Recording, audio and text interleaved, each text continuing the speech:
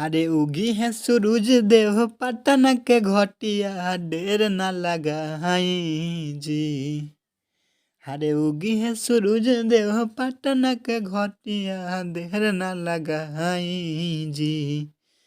हाँ पनिया में खारा बारी देखी सब तिवई जल्दी से दरस देखाई जी।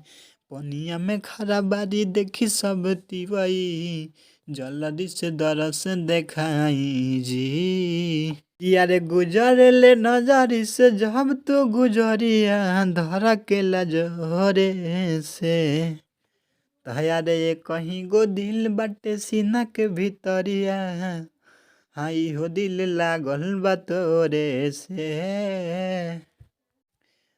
नमस्कार प्रणाम भैया लोग, आप सबके हमार यूट्यूब चैनल गीत कलेक्शन में बहुत बहुत स्वागत बा। रउआ सबके बदौलत से आज हम सोचनी है कि कुछ नया करी और रउआ लोग खातिर एगो बहुत बढ़िया गाना लिख के ले आयल बनी, छठ के गाना जौन रउआ लोग सुनी आ बहुत बढ़िया लगी। अगर हमारा गाना बढ़िया लगी तो हमारा वीडियो के देखेम लोग लाइक कमेंट करी और रउआ लोग के जैसन भी गाना चाहिए व्हाट्सएप पर भेजी या कमेंट बॉक्स में लिखी, हम अपने लोग के जवाब जरूर देम। जे किस्म के गाना का हम किस्म के गाना जरूर लिख के देम। तो चलिए लोगिन रउआ लोग के हमारे चैनल पर स्वागत बा, चलल जाओ सुनल जाओ गाना। तो देखी मुखरा टाइप से बा। हरे उगी है सूरज देव पटना के घटिया ढेर ना लगाई जी। हरे उगी है सूरज देव पटना के घटिया ढेर ना लगाई जी। हाँ पनिया में खारा बारी देखी सब तिवई जल्दी से दरस देखाई जी। पनिया में खारा बारी देखी सब तिवई जल्दी से दरस देखाई जी। तो ये हमारा अलग गाना के मुखरा।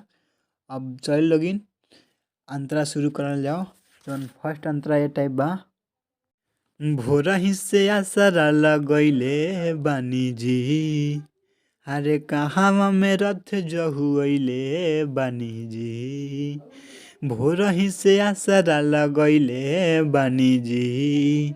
कहाँ में रथ जहुले बानी जी। हाँ उगी बाबा मानी मोरा बात हो कबही से जो हतनी घाट हो। धीरे धीरे अब ता होत बा सबेरा लाली देखाई जी।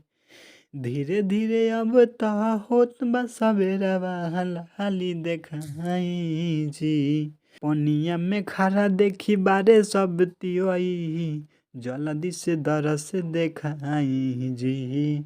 पनिया में खारा देखी बारे सब तिवई जल्दी से दरस देखाई जी। तो चलिए भैया लोग अब लास्ट अंतरा की तरफ चलता निशन। अगर हमारा गाना में कोनो गलती हो जाए त्रुटि हो जाए तो ओकरा के माफ़ कर देम लोग, क्या कि अभी हम नया नया बानी। तो चलिए शुरू कर जाओ। हाथ जोड़ी कहे तिवैया ए बाबा अब से आके हो जाई रउआ सहैया ए बाबा।